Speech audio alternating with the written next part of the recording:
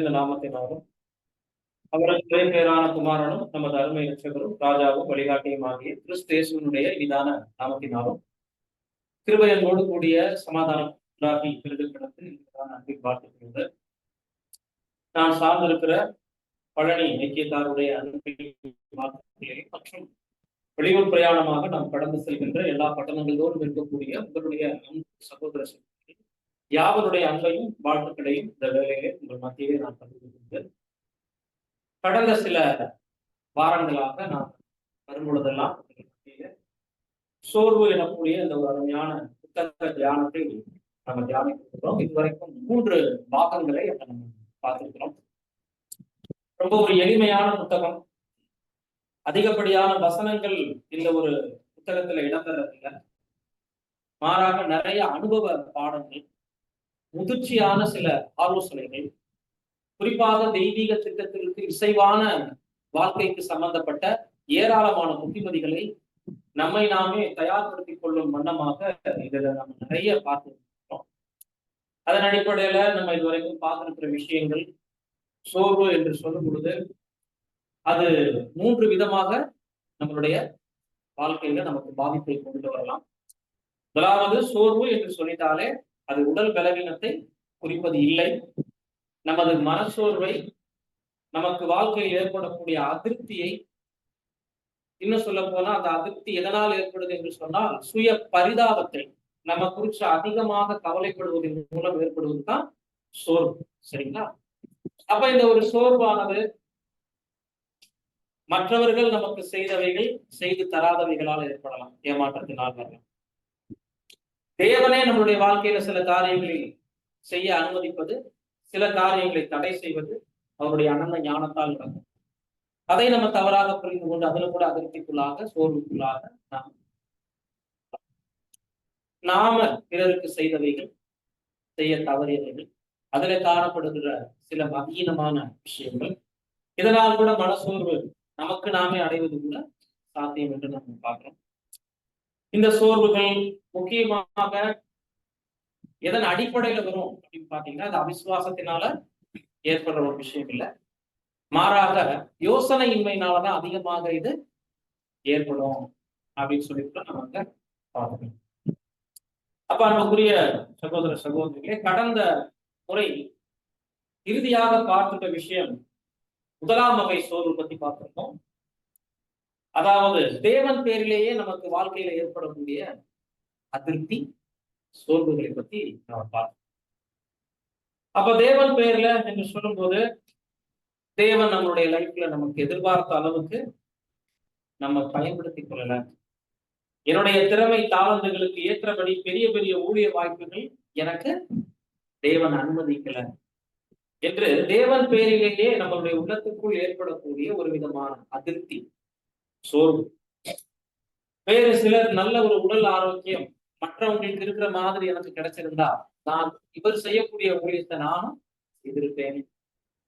ரொம்ப வலிமையோடு என்னாலையும் இந்த ஒரு வேலையை செய்ய முடியும், ஆனா தேவன் எனக்கு இதை வைத்து சிருஷ்டிக்கல. என்னை எனக்கு அந்த மாதிரி ஒரு மன வலிமைய, உடல் வலிமைய கொடுக்கல அப்படின்னு சொல்லி திறமை தாளந்துகள்ல சோர்வடைகிறது போல உடல் ஆரோக்கியத்தை முன்னிட்டும் தேவனுக்கு எதிராக தங்களுக்குள்ளேயே அவர்கள் கேள்வி எழுப்பிக் கொண்டு டிஸ்டர்பாக சோர்வடைகிறது.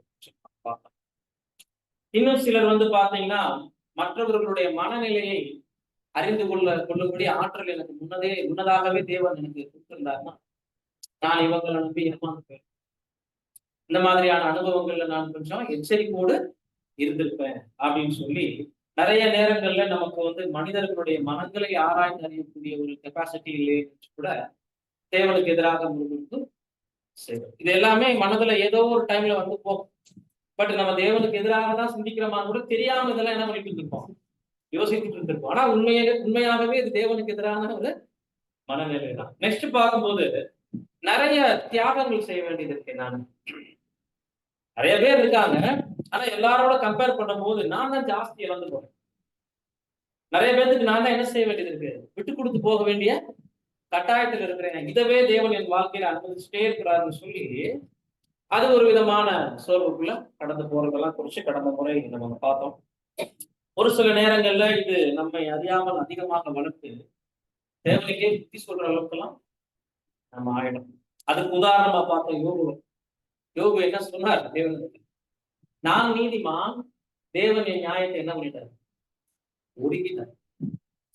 தேவன் என்னுடைய வழக்குல என்ன பண்ணிட்டாரு? எனக்கு அநீதி செஞ்சுட்டார். மிதமிஞ்சின நீதிமானா தன்னை என்ன பண்ணிட்டாரு? திங்க் பண்ணிட்டு என்னுடைய பாதையெல்லாம் அடைச்சிட்டாரு. நான் எந்த பக்கம் போனாலும் என்னால என்ன பண்ண முடியல, கிரியை செய்ய முடியல. என் பலத்த நியாயத்தை தேவன் என்ன பண்ணிட்டாரு? ஒடுக்கிட்டார். ஆனாலும் அவர் கொன்று போட்டாலும் அவர் மேல் நம்பிக்கையா இருப்பேன்னு சொல்லி விசுவாசமா அறிக்கை பண்ண அதே உதவிகள்ல தேவன் எதுக்காக தன் வாழ்க்கையில இதெல்லாம் அனுமதிக்கிறாருங்கிற புரிதல் இல்லாததுனால ஜாஸ்தி என்ன பண்ணிட்டாரு? தேவனுக்கு எதிரான கேள்விகளை அடுக்கடுக்கா அடுக்கடுக்கா வச்சுட்டார். நம்ம தேவன் அவருக்கு ஒரு சுற்றுப்பிரயாணம் கூட்டிட்டு போய் காமிச்சார். பதிலே கொடுக்கல. யோபு கேட்ட கேள்விக்கெல்லாம் பதில் எல்லாம் கொடுக்கல. தேவன் கேள்வி எழுப்பல. நீ அறிவாளியானா இதை எனக்கு அறிவி. பூமியை நான் படைக்கும் போது நீ எங்க இருந்த? தேவ தூதர்கள் எல்லாம் களிப்புடன் பாடி அப்பொழுது துதித்தார்களே, அப்ப நீ எங்க போன? கடலுக்கு எல்லையை குறிக்கும் போது நீ எங்க இருந்த? நீ இதை கடந்து வராதன்னு சொல்லும் போது நீ எங்க இருந்த? அருவி, நட்சத்திரங்கள், அதனுடைய அளவுகள், அது பிரயாணப்படக்கூடிய அந்த வானத்தில் இருக்கக்கூடிய பல சிருஷ்டிப்புகளுடைய ஸ்பீடு, அதனுடைய அளவுகள், எல்லை, இதெல்லாம் வட்ட நிற்கும் போது நீ எங்க இருந்த? சொல்லு எனக்கு. நீ அறிவாளியானா உன்னுடைய கேள்வியிலேயே யோபு என்ன ஒரு மனநிலையில வந்து தன்னுடைய வாயை மூடிக்கொண்டாங்க. தேவன் செய்தா எல்லாத்துலயுமே என்ன இருக்கும்? நிச்சயமாக ஒரு எதிர்கால நன்மை இருக்கும், அல்லது நம்மளுடைய அறிவுக்கும் ஆற்றலுக்கும் புரிந்து கொள்ள முடியாத வண்ணம் ஒரு அனந்த ஞானம் இதுல இருக்குங்கிற ஒரு எண்ணத்துல ஐயா நான் நீசன்னு சொல்லி என்ன பண்ணிட்டாரு? என் வாயை அடைத்து விட்டாலும் நண்பர்கள் எவ்வளவோ சொல்லியும் அந்த பதில் அவர் சாட்டிஸ்பேக்ஷன் ஆகல. ஆனா தேவன் நம்முடைய படைப்புகளை கண் முன்னாடி நிறுத்தி காண்பிக்கும் போதே அதான் பாருங்க, ஒண்ணுமே இல்லை. சாதாரணமா ஒரு புல்லை கூட நம்மளால உருவாக்கவோ அழிக்கவோ முடியாது. அந்த நிறங்களை நம்மளால கொண்டு வந்துட முடியாது. ஆனா தேவன் அந்த மாதிரி பூமியில மட்டுமே பல கோடி சிருஷ்டிப்புகளை வைத்திருக்காருன்னு சொல்லிட்டு நம்ம பார்க்காத பால்வெளி மண்டலங்கள்ல இருக்கக்கூடிய கிரகங்கள்ல, கோள்கள்ல, நட்சத்திரங்கள்ல அதனுடைய அளவுகள்லாம் நமக்கு என்ன மாதிரியான ஒரு பிரமிப்பை பூமியை பற்றியே நம்ம என்ன அறிந்து கொள்ள முடியாத ஒரு கேள்வி. அப்படி பார்க்கும்போது மனித சிருஷ்டிப்புக்கும் அவங்களை ஒவ்வொருத்தரையும் தேவன் படைத்திருக்கக்கூடிய விதத்திற்கும் எல்லாவற்றிலையுமே ஒரு நியாயமான ரீசன் இருக்கும் அப்படிங்கிறத நம்ம உணர்ந்து கொள்ளணும். அப்போ இந்த மாதிரியான மனநிலை தேவனுக்கு எதிராக வருவது யார் கொடுக்கிற சிந்தனை கூட கடந்த முறை நம்ம பார்த்தோம்னா சாத்தானுடைய ஒரு ஆலோசனை தான். நம்மளை குறிச்சு தகுதிக்கு மீறி யோசிக்க வைக்கணும். நான் இந்த காரியத்துக்கு சரியான நபர், ஆனா அந்த அந்த வேலையை தேவன் எந்த அப்படின்னு நம்ம யோசிக்கிற மிதமிஞ்சின ஒரு புத்திசாலித்தனமும் யாருடைய பின்னணியில இருந்து வருதுன்னு பாத்தீங்கன்னா சாத்தான். உதாரணம் பார்த்தோம், இந்த தோட்டத்தில் உள்ள கனியை எதையாவது சாப்பிட வேண்டாம் அப்படின்னு தேவன் சொன்னதுண்டோ? குஷில் போட்டார், ஏவாள் மனதை சிந்திக்க வச்சு. ஆனால் தங்களை உண்டாக்கின கர்த்தர் நன்மையானதை தான் செய்வார் என்பதை யோசிக்க தவறிய ஏவாள் ஒருவேளை நம்ம தேவதூதர்களை போல இருந்துருவோமோ அப்படிங்கிற ஒரு நன்மையை தேவன் என்ன பண்ணிட்டாரு? நமக்கு தடை பண்ணிட்டாருன்னு சாத்தான் போட்ட கேள்வியில ஏமாற்றம். நீங்க இதை சாப்பிட்டிருந்தீங்கன்னா என்ன ஆயிருப்பீங்க? தேவதூதர்களை மாதிரியில இருந்திருப்பீங்க அப்படின்னு சாத்தான் சொல்லிட்டு அந்த பொய்யை நம்பி தேவனை சந்தேகிச்சு ஒருவேளை நமக்கு தேவன் இதனாலதான் இந்த கனியை சாப்பிட வேண்டாம்னு சொல்லிட்டாருன்னுட்டு என்ன பண்ணிட்டாங்க? தானும் சாப்பிட்டுட்டு தன்னுடைய கணவனையும் என்ன பண்ணிட்டாங்க? ஏமாற்ற. அப்ப யோசிக்கணும், இதுவரை மிகப்பெரிய பூமி சபிக்கப்பட்டதுக்கு அனுபவிக்கிற கடும் துயரத்துக்கு தேவன் பேர்ல தப்பான எண்ணம் உருவானது. படைச்சவர் மேல ஒரு ஆதி தாய்க்கு ஏற்பட்ட ஒரு தவறான புரிதல் தான் இன்று வரைக்கும் பூமி சபிக்கப்பட்டதுக்கே காரணமாகும். நாம் நம்மளுடைய பரிதவிப்புகளும் நம்மளுடைய பிரசவ வேதனைகளும் நமக்கான தீமையின் அனுபவமும் கூட தேவன் பேரில சந்தேகம் உண்டான முடியவில்லை. படைத்தவர் பேர்ல என்னைக்குமே நம்ம எப்படி இருக்கணும்? நம்பிக்கையோடு இருக்கணும். அப்ப தேவனுக்கே நம்ம என்ன செய்யக்கூடாதுன்னா ஆலோசனை சொல்லக்கூடிய அளவுக்கு நம்ம புத்திசாலிகளை போல சில நேரங்கள்ல வஞ்சனையான எண்ணங்கள் வரும்போது நம்ம என்ன பண்ணக்கூடாதுன்னா இது நம்மளுடைய அவிசுவாசத்தை வெளிப்படுத்த மாறாக நம்முடைய யோசனையின்மை. எதை யோசிக்க தவறிட்டோம்? இவ்வளவு காலகட்டம் தேவன் நம்மளை வழிநடத்துறத தேவன் பேர்ல அவிசுவாசம் சொல்ல முடியாது. ஏன்னா தேவன் இருப்பதையே நம்ம விசுவாசிக்கிறதுனாலதான் அவர் பேர்ல கூட நமக்கு என்ன வருது? தப்பான எண்ணம் கூட வருது இல்லைங்களா? அப்ப நம்ம விசுவாசத்துலதான் இருக்கிறோம், மாற்றுக்கிறது இல்லை. ஆனால் யோசிக்க தவறிடும். தேவன் நம்மளை எவ்வளவு காலகட்டம் வழிநடத்திருக்கிறார். ஒருவேளை பிறருக்கு இல்லாதது போல வேலை எனக்கு வேற விதமா அனுமதிக்கணும் இல்லைங்களா? அவர்களுக்கு இல்லாத உடல்நிலை எனக்கு கிடைச்சிருக்குன்னா இதுல நான் என்ன பண்ணலாம்? ஆரோக்கியம் அடையலாம். இப்படி பல்வேறு விதங்களை நம்ம கடந்த முறை நம்ம அங்க பார்த்தோம். என் நினைவுகள் உன் நினைவுகள் அல்ல என்ற தேவனுடைய வார்த்தை கூட நம்ம படிச்சோம். தேவனுடைய அனந்த ஞானத்துல ஆச்சரியமான தெய்வீக திட்டத்திற்குள்ளாக நம்ம என்ன பண்ணிக்கணும்னா உட்படுத்திக் கொள்ளணும். அதே மாதிரி அவயங்கள்ல எல்லாம் ஒரே மாதிரி இல்லை அப்படிங்கறத கன்ஃபியூஷன் இருக்கும். நம்ம ஒரு வேலை பிறருடைய ஊழியத்தை மற்றவங்க செய்யற மாதிரி செய்யணும்னு ஒரு வாஞ்சை நமக்குள்ள வந்துச்சுன்னா இது தேவனுக்கு எதிரான மனநிலை அப்படிங்கிறதை கடந்து இன்னொரு விஷயம் அதுல லாஜிக் இல்லாம இருக்கு. எல்லாருமே நம்மளுடைய உடல் அமைப்புல கண்ணாக இருக்க விரும்பிட்டோம்னா உடல் முழுவதும் கண்ணாக தான் இருக்கும். அதை உருவம் என்று ஒரு பரிபூர்ணமான மாமிசம் என்று என்ன பண்ண முடியாது. ஒரு சரீரம் என்று மானிட உருவம் என்று சொல்ல முடியாது.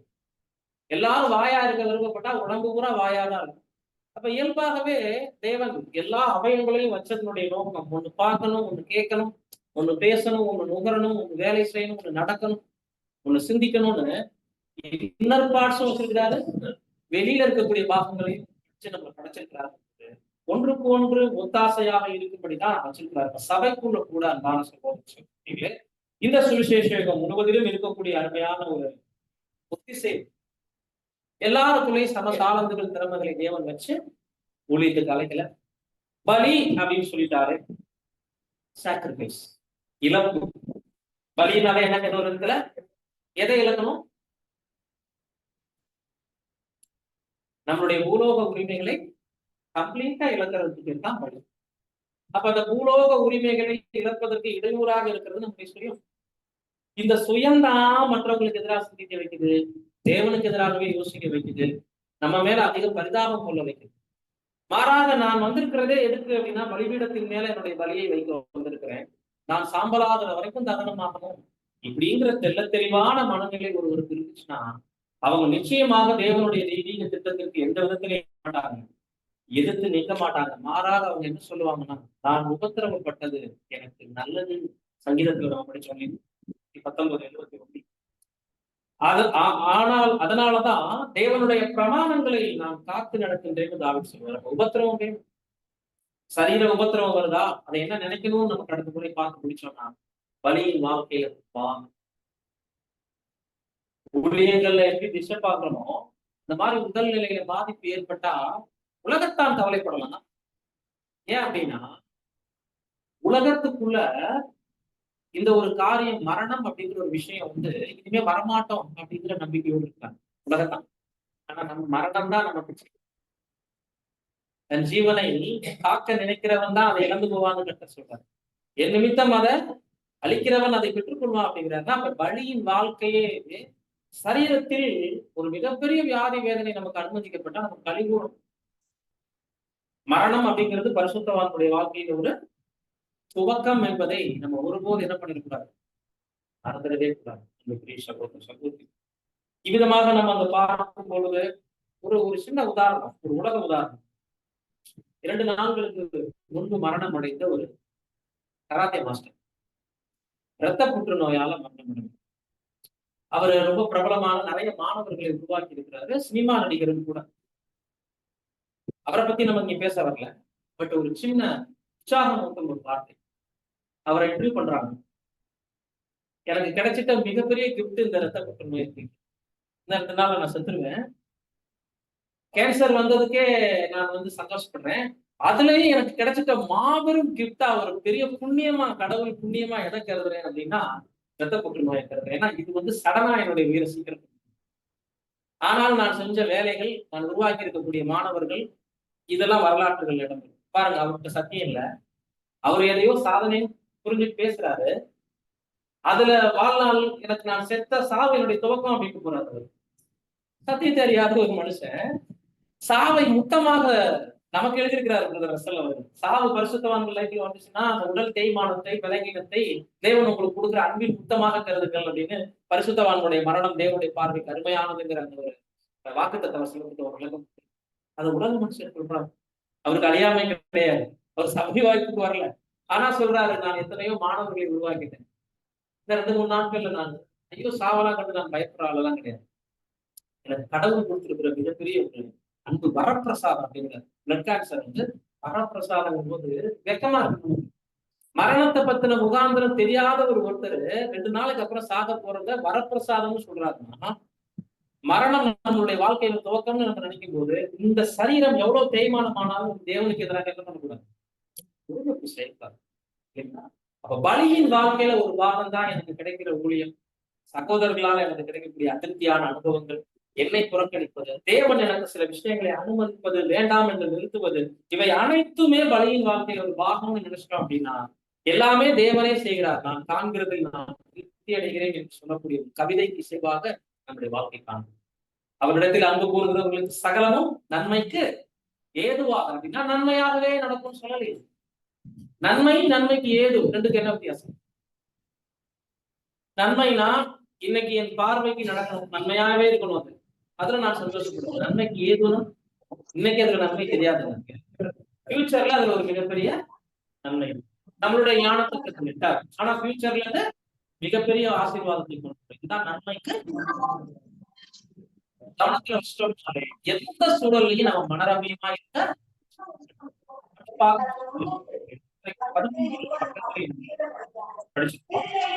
இரண்டாம் வகை சோர். இதுவரைக்கும் தேவன் நமக்கு செய்ய தவறின விஷயங்கள்ல நமக்கு ஏற்படக்கூடிய சோர்வுகளை பத்தி நம்ம பார்க்கணும் இல்லைங்களா? இன்னைக்கு நம்ம பார்க்க போறது இரண்டாம் வகை சோர்வாக மனிதர்கள் நமக்கு செய்த சிறிய தவறிய விஷயம். அதுல கூட கடந்த பாடத்துல முக்கியமா நம்ம கவனிச்சுட்ட பாயிண்ட் நம்ம சொல்ல தவறிட்டோம். தேவனுடைய ஏற்பாட்டுல நம்ம தப்பா புரிந்து கொள்றதுல மீன் முள்ளு, தர்பூசணி விதை, பலாச்சொலை, அதுக்குள்ள விதை இதெல்லாம் இல்லாம இருந்து ஒரு வேளை சாப்பிட்டோம், எவ்வளவு நிறைய சாப்பிட்டுருக்கலாம், இது நம்ம புத்தி. ஆனால் அடுத்த சந்ததிக்கு மீன் வேணும், கடலையே அழிச்சிருப்பாங்க அப்பவே மீன் முள்ளு இல்லாம இருந்துச்சுன்னா இல்லைங்களா? தர்பூசணி பழத்துல விதை இல்லாம இருந்துச்சுன்னா இன்னைக்கு ஒரு பழம் நம்ம குடும்பத்துல சாப்பிடறோம்னா 2-3 பழம் உட்காந்து சாப்பிடும். அப்ப அதுக்குள்ள அடுத்த ஞானம் பாருங்க, அடுத்த சந்ததிக்கு அந்த விளைச்சல்கள் கொண்டு போய் சேர்க்கறதுக்கு ஞானம். இதுதான் உண்மைக்கு ஏதுவாக சொல்லி குழந்தையா இருக்கும் பொழுது குழந்தையை போல யோசிப்போம், குழந்தை கேட்டவதை சிந்திப்போம். புருஷனான போது குழந்தை கேட்டவதை முடித்து விட்டேன் என்று சொல்லும் போது வாழ்க்கையில சில விஷயங்கள் எல்லாம் அப்படி இருக்கும் இப்படி இருக்கும்னு 5-6 வயதுல யோசிச்சிருக்கலாம், இருந்தா நல்லா இருக்குமே. வளர வளர ஐயோ நானா இப்படி சிந்திச்சேன் அப்படின்னு யோசிப்போம். இந்த மாதிரி தெய்வீக திட்டத்துல ஒரு குழந்தை நமக்கு இடைப்பட்ட காலத்துல நிறைய அனுபவம், அந்த குழந்தை பருவத்தை அந்த நாட்கள்ல கடந்து போன அனுபவங்களை வளர வளர நன்மைக்கு எதுவாக பார்க்க கற்றுக்கிட்டோம் அப்படின்னா எல்லாமே ரொம்ப பாசிட்டிவா நமக்கு தெரியும். அனைத்திலையுமே தேவன் தான் என்னை வழிநடத்திருக்கிறார் நாம உணர்ந்துக்கலாம். அவருடைய அனந்த ஞானத்துல தான் என்னுடைய வாழ்க்கையே கடந்து போய் கொண்டிருக்கிறது அப்படின்னு. இன்னைக்கு இரண்டாம் வகை சோர்வு புத்தகத்தினுடைய 13ஆம் பக்கத்தினுடைய முதல் பேராகிராஃப் கீழ இருந்து அந்த தலைப்புல ஆரம்பிக்கிறது பாருங்க, அங்க இருந்து படிக்க ஆரம்பிங்க. இப்பொழுது இரண்டாம் வகை சோர்வை குறித்து, அதாவது நம்மை சுற்றிலும் இருப்பவர்கள் செய்கிற அல்லது செய்ய தவறின காரியங்களின் நிமித்தம் வரும் சோர்வை குறித்து சுத்தமாக பார்க்கலாம். ஏதோ ஒரு சகோதரனோ அல்லது சகோதரியோ அவர்கள் வாழ்க்கையில் செய்த காரியங்களின் நிமித்தம் அல்லது செய்ய தவறின காரியங்களின் நிமித்தம் இன்னொரு சகோதரர் மிகுந்த மனச்சோர்வுக்குள்ளாகுவதை காண்பது நமக்கு வினோதமாகவே இருக்கின்றது.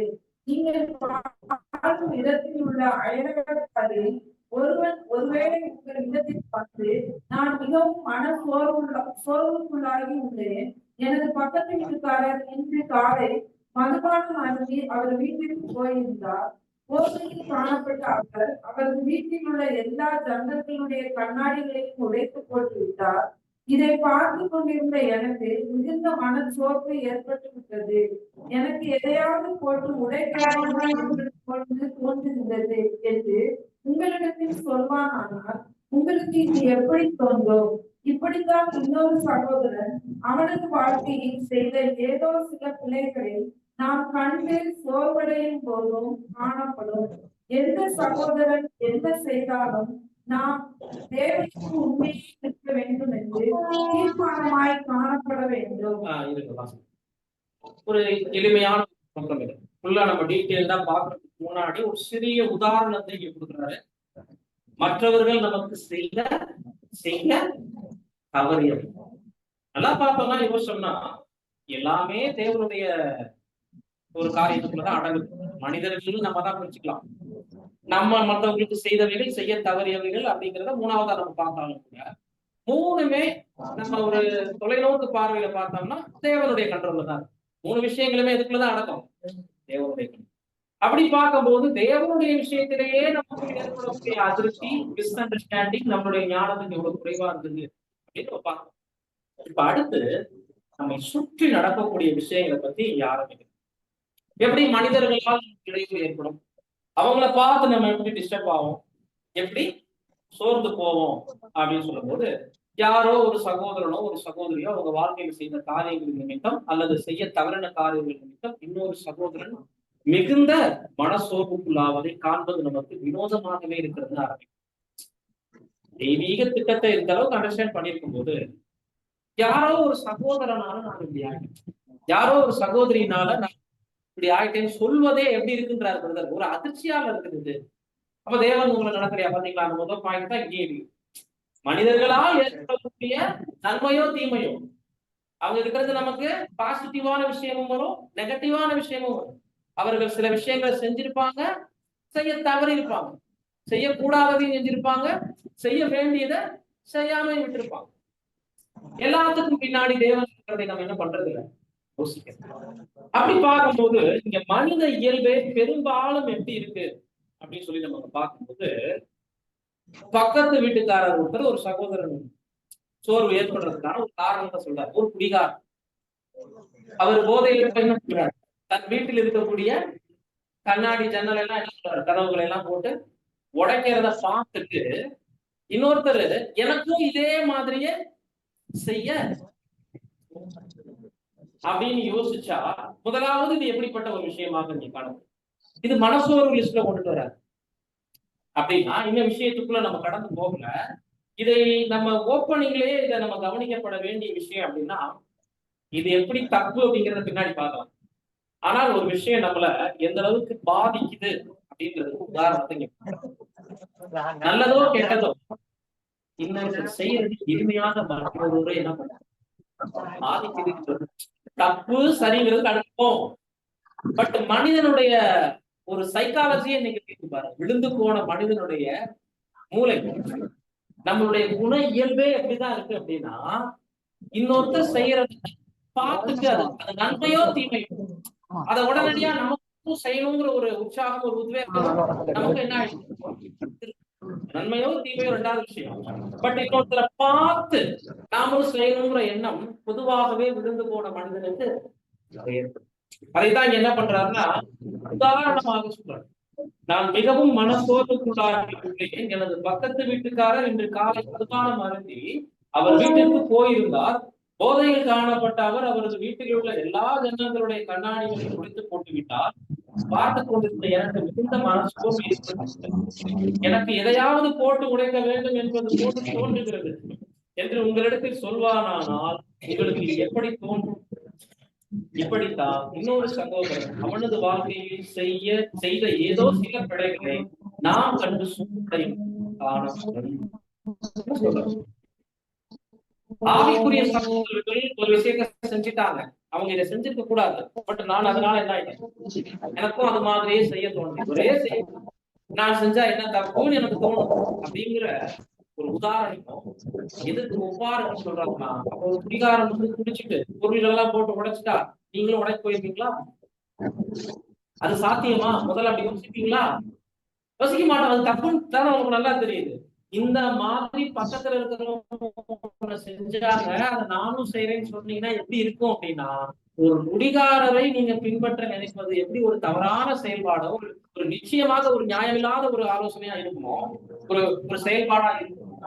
அந்த மாதிரிதான் இன்னொருத்தர் நமக்கு வாழ்க்கையில செஞ்சதை பார்க்கும்போது நானும் அதே மாதிரி செய்யறேங்கிறது கூட இருக்கும் அப்படின்றார். இதுக்கு உதாரணமா பார்க்கும்போது யோவான் 21ஆம் அதிகாரம் 3ஆம் வசனம் வாசிங்க.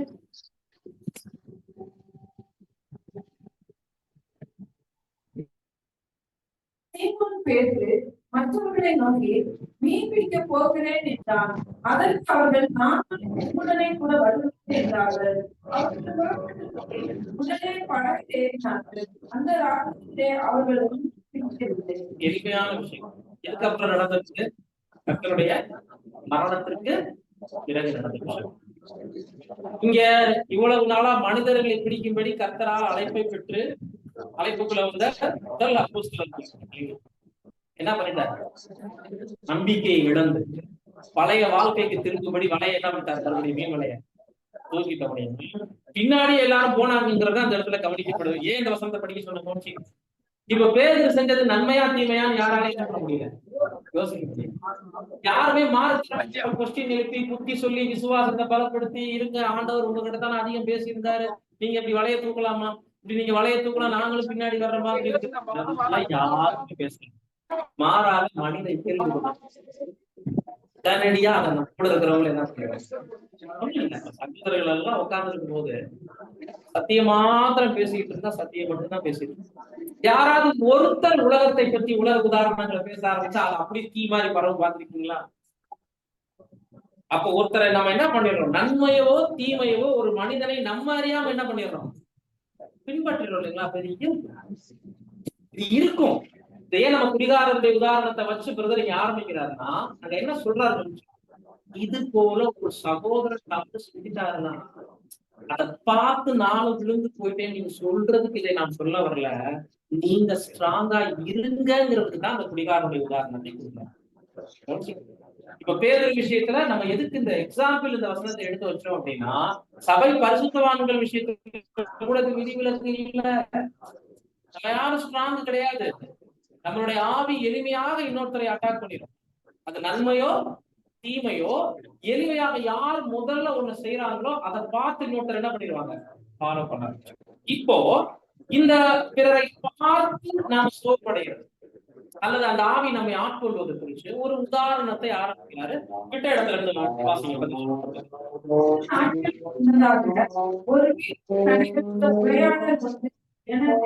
ஆசிரியர் ஞாபகம் வருகின்றது. அந்த இல்லத்தில் காணப்பட்ட சகோதரன் தேவனுக்கு தங்களை அர்ப்பணித்தவர்கள் ஆவார்கள். அவர்கள் தேவனையும் அவரது வார்த்தைகளையும் மிகவும் அன்புகிறார்கள். இதுவாக அவர்கள் ஒருவரை ஒருவர் மிகவும் அன்பு கூர்ந்தவர்களாக காணப்பட்டனர். அவர்கள் ஒருவரை ஒருவர் அன்பு கூறுவதை விட அதிகமாக அன்பு கூர்ந்து காணப்படும் வேறு எந்த தம்பதிகளையும் நான் அறியேன். அவர்களோடு அவர்களது இல்லத்தில் அவர்களிடம் சவாலான ஒரு கேள்வியை முன்வைத்தேன். நான் அச்சகோதரனை நோக்கி, ஒருவேளை உங்களது மனைவி தேவனுக்கு உண்மையை போய்விட்டார்கள் என்று வைத்துக் கொள்ளுங்கள். பிற்பாடு நீங்கள் உங்களது மனைவியை பின்பற்றுவீர்களா அல்லது தேவனுக்கு உண்மையாய் நிற்பீர்களா என்று கேட்டேன். பின்னர் நான் சகோதரியை நோக்கி, ஒருவேளை உங்களது கணவன் தேவனுக்கு உண்மையற்று போய்விட்டாரானால் நீங்கள் பிற்பாடு உங்களது கணவனை பின்தொடர்வீர்களா அல்லது தேவனை பின்தொடர்வீர்களா என்று கேட்டேன். அவர்கள் உறைந்து போய்விட்டார்கள். கன நேரம் அவர்கள் பேச முடியாமல் திணறினார்கள். இப்படி எல்லாம் கேட்டா எப்படி பேசுவோம்?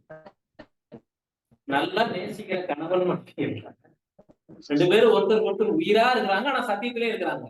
சத்தியத்துல ஒருத்தர் இருந்து ஒருத்தர் இல்லாம இருந்தா கூட அவர் எப்படியோ போனா பரவாயில்ல ராஜ்யத்துல வந்துருவாருன்னு பதில் சொல்லு. ரெண்டு பேருமே சத்தியத்துல இருக்கிறவங்க ரொம்ப நேசிக்கக்கூடிய கப்புள்ஸ்ட போய் உங்க வாழ்க்கை துணையில யாராவது உண்மை இல்லாம போயிட்டா நீங்க உண்மையா இருப்பீங்களா அப்படின்னு கணவன், மனைவி உண்மை இல்லாம போயிட்டா நீங்க உண்மையா இருப்பீங்களான்னு கணவன் தெரியும். கணவன் உண்மை இல்லாம போயிட்டா நீங்க உண்மையா இருப்பீங்களான்னு மனைவி கேட்டா அந்த கேள்வியே அவங்களை என்ன பண்ணிருச்சான்? உறைந்து போக பண்ணிருச்சு. இப்ப கேள்வியை ஏன் கேட்டா என்பதையும் அவர்களுக்கு விளக்கினேன். நான் அவர்களிடம், நீங்கள் இருவர் ஒருவரை ஒருவர் மிகவும் அன்பு கூறுகின்றீர்கள் என்பதை நான் உணர்ந்திருக்கின்றேன். நான் கூறின அம்மாதிரியான அனுபவம் ஒருவர் வராது என்று நான் ஒரு ஆறுதல் சொன்ன மாதிரி வாழ்க்கையில நடந்தே தீரும்னு நான் என்ன பண்ணேன்? நம்பி இதை சொல்லல, எடுத்துக்காட்டாதான் சொன்னேன். மனநிலையதான் பரிசோதிக்கும்படி இதை பேசுறேனே தவிர 100% இது வந்துரும் அப்படின்னு நினைச்சிட்டு நீங்க பயப்படலாம் வேண்டாம். எனினும் எப்போதேனும் அம்மாதிரியான அனுபவம் உங்களுக்கு வருமாயின் உங்களது தேவனுக்கு போனாலும் நீங்கள் தேவனுக்கு உண்மையாக காணப்படுவதற்கு தீர்மானமாய் காணப்பட வேண்டும். ஆமா, முதல்ல நம்ம பார்த்துட்டோம். ஒரு எளிமையான உதாரணத்துல ஆரம்பிச்சாரு.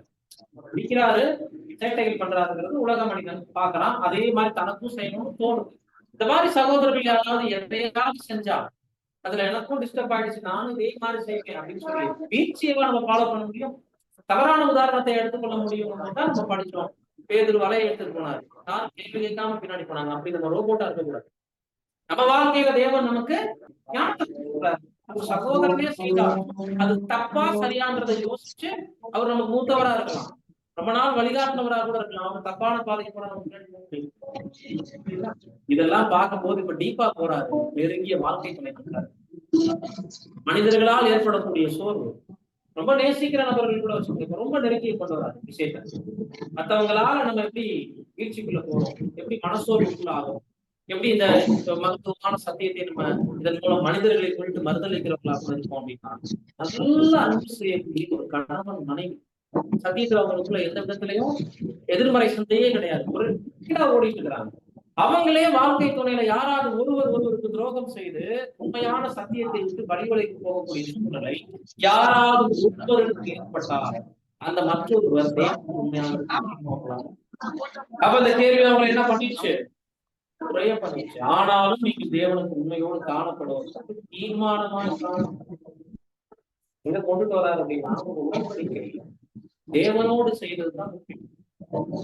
கணவன் மனைவியோடு உடன்படிக்கை செய்யறப்போ ஃபர்ஸ்ட் யாரோட செஞ்சிருக்கிறோம்? இந்த கேள்வி கொஞ்சம் கிரிட்டிக்கலான. முதல்ல கல்யாணம் ஆச்சா, சத்தியத்துக்கு பின்னாடி கல்யாணம் ஆச்சா கேள்வி இருந்தா அது எடுக்கும். எப்படி வேணாலும் இருக்கு. முதல் கல்யாணம் ஆனா உடன்படிக்கை யாரோட செஞ்சிருக்கோம்? கணவனோட. கல்யாணத்துக்கு பின்னாடி உடன்படிக்கை செஞ்சிருக்கா தேவனோட. எந்த உடன்படிக்கை மேல? இப்படிதான் நம்ம என்ன சொல்லலாம், முதல்ல யாரோட உடன்படிக்கை பண்ணோமோ அவங்களோட தான் என்ன பண்ணணும். நம்ம பதில் என்ன அப்படின்னா, உடன்படிக்கைங்கிறது பூலோக உடன்படிக்கை, ஆவிக்குரிய உடன்படிக்கை இருந்தா பிரிக்கணும். பூலோக உடன்படிக்கை அனித்தியமானது. அப்படின்னா மாம்சத்துல இருக்கிற வரைக்கும் தான் ஒரு வாழ்க்கை துணை உங்களுக்கும் எனக்கும் வேணும். மரணத்துக்கு பின்னாடி கணவன் மனைவிங்கிற ஒரு ரிலேஷன்ஷிப் கிடையாது. மாம்சத்தின்படி இருக்கக்கூடிய உறவு கிடையாது. அப்பா பிள்ளைகள், அம்மா அப்பா உறவுகள் எந்த கிடையாது.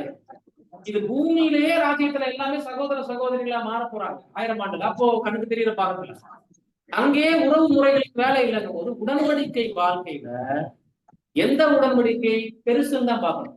எது ஃபர்ஸ்ட் எது லாஸ்ட் அது முக்கியம் இல்ல, எந்த உடன்படிக்கை பிரதானமானது. இந்த மானசீக வாழ்க்கையை பொருத்தனையின் மூலம் தேவனிடத்துல ஒப்புக் கொடுக்கணும். இல்லறத்துல இணைக்கப்பட்ட போதுதான் உடன்படிக்கை செஞ்சிருக்கிறோம். அப்ப உடன்படிக்கையில என்ன சொல்லிட்டோம் அப்படின்னா, இந்த பூலோக வாழ்க்கை எங்களுக்கு முக்கியம் இனிமேல் இல்ல, எங்க லைஃப்ல எது நடந்தாலும் இனிமே தேவனுக்கு பிரியமாக நாங்க இருப்போம். உடன்படிக்கை பலியினால் அப்படின்னு சொல்லிட்டாலே இந்த பூலோக வாழ்க்கையை பலியாக்குவது. அதுல கணவனையும் இழந்தாலும் மனைவியையும் இழந்தாலும் ஒருவேளை சத்தியத்தில் அவங்க இருந்தாலும் இல்லைனாலும் எல்லாமே உடன்படிக்கையினுடைய ஒரு பாகமா போயிருமே தவிர தேவனுக்காக சகலத்தை நம்ம இழக்கிறதுக்கு பேரு தான். அப்ப அந்த உடன்படிக்கையில யாராவது ரொம்ப நேசித்து உண்மையில் டிராவல் பண்றவங்க கூட உண்மை இல்லாம போயிட்டா நீங்க எந்த அளவுக்கு தேவனுக்கு உண்மையாக இருக்கணும்ங்கிறத உங்க மைண்ட்ல நீங்க ப்ரிப்பரேஷனோட இருந்துக்கங்க அப்படின்னு மேற்கொண்டு வாசனை. எக்கட்டத்தில் ஆயினும் உங்களது துணை தேவனுக்கு உண்மையற்று போய்விட நேரிடும் என்ற எண்ணத்தை உங்கள் மனதில் விதைக்க வேண்டும் என்று நான் விரும்பவில்லை. மாறாக பூமியில் உள்ள எந்த ஒரு நபரும் எந்த ஒரு காரியத்தை செய்தாலும் நீங்கள் தேவனுக்கு உண்மையாய் நிற்பீர்கள் என்ற உங்களது தீர்மானத்தை நீங்கள் உறுதியாக பெற்றிருக்கவே உங்களை ஊக்குவிக்க விரும்புகின்றேன் என்று விளக்கி திரும்ப திரும்ப என்ன சொல்றாங்க, நான் உங்களுக்கு உங்களுடைய விசுவாசத்தை நான் குறைச்சு மதிப்பிடல, உங்களுக்கு இப்படிலாம் நடக்கணும் அப்படின்றது என்னுடைய நோக்கமும் இல்லை.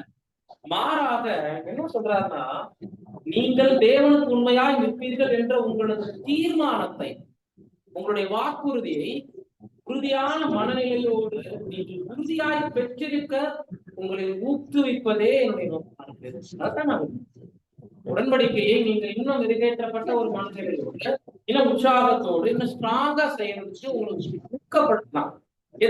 மறையான கருத்துக்களை, நெகட்டிவான சிந்தனைகளை விதைக்கிறது நம்மளை பின்னுக்கு தள்ளுறதுக்காக நினைச்சிருக்காரு. அப்படி நடந்தா கூட நம்ம நிக்கணும் அப்படிங்கிறது ஒரு ஏற்பாடு இல்லையா? ஒருவேளை இப்படி நடந்துட்டா நீ என்ன பண்ணுவ அப்படின்னு கேட்கறது நடக்கணும்னு அர்த்தத்துல கேட்கறது இல்ல. அந்த சூழ்நிலையை நீங்க என்ன செய்வீங்க? கேட்க புரியுதுங்களா? இப்படிப்பட்ட ஒரு மனநிலையில தான் கேட்கிறேங்கிறாரு. படி. நம்மோடு இருப்பவர்கள் இசைக்காய் செல்லும் போது அது நமக்கு கவலையைத்தான் உண்டு பண்ணும். ஆமா, இது ட்ரூ. இதை மாற்றலாம் முடியாது. ஒருவேளை நெருக்கமாக இருந்து நம்மோட வாழ்க்கையை பங்கு போட்டுக் கொண்டவங்க, சகல சுக துக்கத்தில் நம்ம கூட இருந்தவங்க வழிமாறி போயிட்டாங்க, அவங்க தேவனுக்கு உண்மையா இல்ல அப்படிங்கிற விஷயம் நம்ம மனசை அவ்வளவு லேஸ்ல விட்டுருமா? ரொம்ப எளிமையா அந்த சூழ்நிலைகளை நம்ம கடந்து போயிட முடியுமா? மாற்றுக்கருத்து இல்ல, கடந்து போக முடியாது, ரொம்ப கஷ்டம். ஆனாலும் நம்ம தேவனுக்கு உண்மையா இருந்தா வாசம். ஒரு சகோதரியோ சரியான ஜீவியத்தை ஜீவிக்கவில்லை எனில் நாம் துக்கப்படாமல் இருக்க முடியாதுதான். எனினும் நாம் சோர்ந்து போகக்கூடாது. நன்மை செய்கிறதில் சோர்ந்து போகாமல் இருப்போமாக.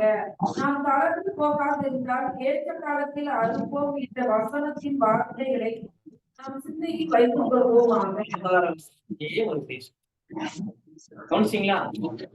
தொடக்கத்திலேயே சொல்லலாம், ஜாஸ்தி வசனங்களை பிரதர் இந்த புத்தகத்துல கையாள நம்ம சில சப்போர்ட்டிவா இருக்கிறதுனால சில வசனங்களையும் சில உதாரணங்களையும் எடுத்து சொல்லிட்டு இருக்கோம். பட் இந்த புத்தகத்துல திரும்ப ரிப்பீட் பண்றது அந்த கலாத்தியர் 6 நன்மை செய்யறதுல சோர்ந்து கலந்து போகாது இருப்போமா, சோர்ந்து போகாமல் இருப்போமா. அப்படி இருந்தோம்னா ஏற்ற காலத்துல நம்ம என்ன பண்ணுவோம்? அப்ப அன்பான சகோதரர் நம்ம கவனிக்கணும், துக்கப்பட முடியாதுமா. நெருங்கிய ஒரு உறவு நம்பிக்கைக்கு அற்றவர்களாக உடன்படிக்கைக்கு உண்மை இல்லாமல் போகும் பொழுது அவங்களுக்கும் நமக்கும் சிருஷ்டிகர் ஒருத்தர் தான், அவங்கள சிருஷ்டித்தவரும் தேவன் தான், அவங்கள மனமாற செய்யவும் அவரால் முடியும் இல்லைங்களா? அவங்களுடைய வெற்றி தோல்வி தேவனுக்கு முன்பாக இருக்கு. எப்பேற்பட்ட ஒரு மனிதனையும் ஜீவனுக்குள் கொண்டு போகக்கூடிய முயற்சிகள் 100% இன்னொரு சகோதரன் ஈடுபட முடியும். ஒருவருக்கு லிப்ட் கொடுக்கலாம், ஒருவரை தூக்கி விடலாம், ஒருத்தருக்கு ஆலோசனை கொடுக்கலாம், அவங்களுக்காக ஜெபிக்கலாம், அவங்களுடைய பாரங்களை சுமக்கலாம், ஒரு கஷ்டத்துல ஒருத்தருக்கு உதவி செய்யலாம். இது எல்லாமே ஒரு அவயத்திற்கு மற்றொரு அவயமாக நாம ஆற்றக்கூடிய பணியுடைய உதவி. ஆனா ஒருத்தருடைய முழுமையான வீழ்ச்சியை இன்னொருத்தர் பின்பற்றி போறேன் அப்படின்னு விருப்பப்பட்டாருன்னா இவர் தேவனால் வழிநடத்தப்படுறதுக்கே அர்த்தம் இல்லாம போயிடும். இது மறுபடியும் நமக்கு ஏதேன் தோட்டத்துக்கு தான் யோசிக்க வைக்கிறது. ஏதேன்ல தேவனை குறித்த தப்பான எண்ணத்தை சாத்தான் விதைக்கும் போது ஏவாள் அதை எதிர்கொள்ளல, மாறாக ஒருவேளை இந்த கனியை நம்ம சாப்பிடணும் அப்படின்னா கண்கள் திறக்கப்பட்டு தேவ தூதர்களை போல இருந்திருப்போமோ அப்படின்னு தேவன் பேர்ல தப்பான மனப்பக்குவமே அதை சாப்பிட வச்சுங்கிற மாதிரி அதிகமாக வாழ்க்கை துணையை நேசிச்சு தப்பான முடிவு எடுத்த முதல் கப்புள்ஸும் அங்கதான் இருக்காங்க. தேவனை விட மனைவியை அதிகம் நேசித்த ஒரு பாத்திரமும்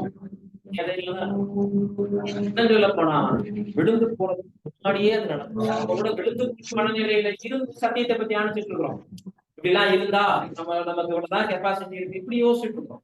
ஆனா ஒரு பரிபூர்ண மனிதனாவே அவர் டிசிஷன் எப்படி இருந்திருக்கு? யாராவது ஒருத்தர் தேவனுக்கு உண்மை இல்லாம போயிட்டா நானும் செத்து போறேன் இந்த மனநிலையை அவர் அங்கேயே நம்பிட்டாரு. பரிபூர்ணத்துல இருந்தே யோசிச்சிருக்காருன்னா அப்ப விழுந்து போன மனப்பக்குவம் கேட்க வேண்டியதே இல்லை. நம்மள ஜாஸ்தி ஒருத்தர் நேசிச்சோம்னா அவங்களுக்காக உயிரை கொடுக்கலாம்னா நமக்கு என்ன ஆகும்? தோணும். அப்படி தோணக்கூடாதுங்கிறது தான் அந்த பாடத்தை சொல்றேன். பாருங்க, ஆதியாகமத்துல 3ஆம் அதிகாரம் 12ஆம் வசனம் படி.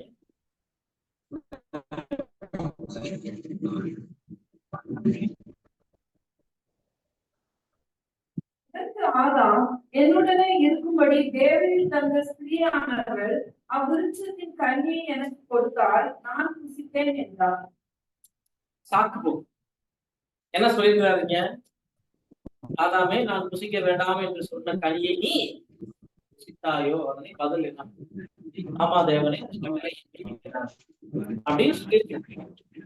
நான் தெரிஞ்சே இந்த தவறை சந்திட்டேன் சொல்லிருக்கான். முதலாவது அவர் சொல்றது, என்னோட இருக்கும்படி நீர் தந்த ஸ்திரீயானவளே அதை எனக்கு கொடுத்தால் நான் அதை இவருடைய வீழ்ச்சி தான். ஆனா அந்த வீழ்ச்சிக்கு அப்படி காமிச்சிட்டாரு. என் மனைவியுடைய விளைவுதான், அவங்களுடைய தீர்மானம் தான் நானும் இனிமே ஏன் உயிரோடு இருக்கணும் அப்படின்னு என்னையும் இப்ப என்ன திங்க் பண்ணிட்டாரு இவரு, இனிமேல் இதுல ஒரு ஆளா நாங்க இருந்து நாங்க எங்க போனாலும் சந்தோஷமா 2 பேர் தான் போனோம். இந்த பழங்கள் சாப்பிட்டாலும் தண்ணியில விளையாண்டாலும் மிருகங்களோட பழகினாலும் நாங்க 2 பேரும் ஒருத்தருக்கு ஒருத்தர் துணையா இருந்தோம். இனிமேல் இது போல ஒரு துணையை நான் என்ன பண்ண முடியாது, எதிர்பார்க்க முடியாது. ஏன்னா எப்படி மனைவிக்கு என்ன ஆயிடும், மரணம்ங்கிறது. இப்ப நான் மாத்திரம் எப்படி சிங்கிளா உயிரோடு இருக்கிறதுன்னு யோசிச்சேன். இந்த மனைவி போனாலும் இது மாதிரி இன்னொரு பெண்ணை தனக்கு துணையாக ஆக்கி தர தேவனால் முடியும் அப்படின்னு தேவனுடைய பார்வையில் யோசிக்க, ஒருவேளை கூட அவர் இந்த ஏவாலே வேணும்னு நினைச்சாரா என்னமோ தெரியும். ஏவால மாற்ற ஆப்ஷன்லாம் எனக்கு வேணாம், இந்த பெண் மாத்திரமே நமக்கு இருந்தா போதும்னு ஒருவேளை ரொம்ப ஜாஸ்தியான அன்புல கூட, ஏன்னா பரிபூர்ண மனிதன் தேவனால எல்லாம் கூடும் அப்படிங்கிறது தெரியாதவர் அப்படின்னு சொல்ல முடியாது. தெரியாதவர் அப்படின்னு என்ன பண்ண முடியாது. மாறாக எனக்கு இன்னொரு ஜோடி அவர் கொடுப்பாரு. ஆனா இந்த ஜோடியா இருக்குமா, அது இந்த பெண்ணா இருந்தாதான் அது சாத்தியம். இப்ப நம்மளும் கூடவே சேர்ந்து செத்து போலாம் அப்படின்னு ஆதாம் தேர்வு செஞ்சது ஒரு விதத்துல தற்கொலை. கவனிச்சிங்களா? ஏவாள் செய்தது வஞ்சனை, அவர் மீறுதலுக்கு உட்பட்டாலும் படிக்கும்.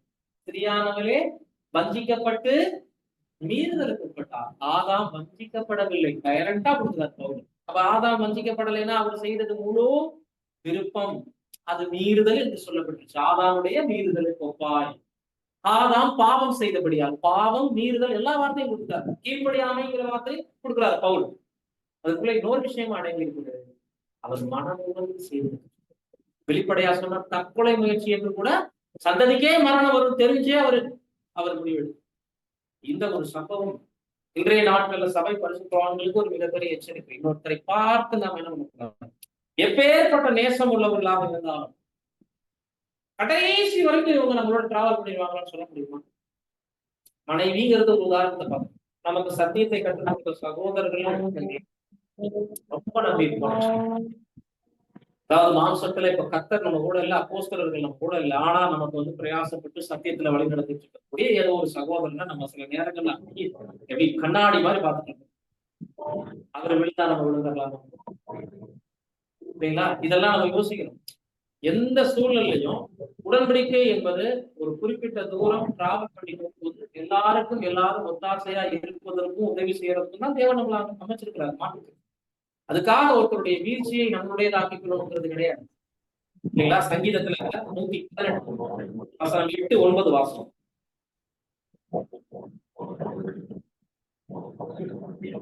மனுஷனை நம்புவதை பார்க்கிறோம், கர்த்தர் பெயரில் பற்றுதலா இருப்பதே நலம். பிரபுக்களை நம்புவதை பார்க்கிறோம், கர்த்தர் பெயரில் பற்றுதலா இருப்பதே நலம். ஆமா, பொதுவாகவே மனுஷர்கள் மேல நம்பிக்கை இருந்தா உடன்படிக்கை வாழ்க்கையை நம்ம நிறைவேற்ற முடியும். இந்த வசனம் ஜெனரலா சொல்றாங்க சங்கீதத்தில். பட் உடன்படிக்கை பரிசுத்தவான்களுக்கு இது எவ்வளவு முக்கியமான ஒரு வார்த்தை பாரு. ரட்சிக்க திராணி இல்லாத யாரை நம்பினார்? பிரபுக்கள்னா பெரிய பெரிய ராஜாக்கள். நம்ம அவங்க மேல ஒரு பெருசா நம்பிக்கை வச்சிருக்கோம், வேண்டாம். அந்த நம்பிக்கை அன்போடு இருக்கட்டும், ஒரு குறிப்பிட்ட எல்லையோடு இருக்கணும். ஒரு எல்லைக்கு மேல அவங்க வழி விலகி போறாங்க அப்படின்னா அந்த வீழ்ச்சி நம்மளுடைய வீழ்ச்சிக்கு காரணமா அமையுன்ற ஒரு கிரிட்டிக்கலான சூழல் வந்துச்சுன்னா அதுக்கப்புறம் நம்ம அவங்களை பார்க்க வேண்டிய அவசியம் இல்லை. ஞானம் உள்ள சிருஷ்டிகருக்கு நம்ம எந்த அளவுக்கு உண்மையா இருக்கும். இன்னொரு முக்கியமான விஷயம், இந்த கணவன் மனைவி உதாரணத்துல ஒரு முக்கியமான பிரமாணங்கள் பாருங்க. என்ன பிரமாணம் படிங்க. மார்க் 12ஆம் அதிகாரம் 30-31.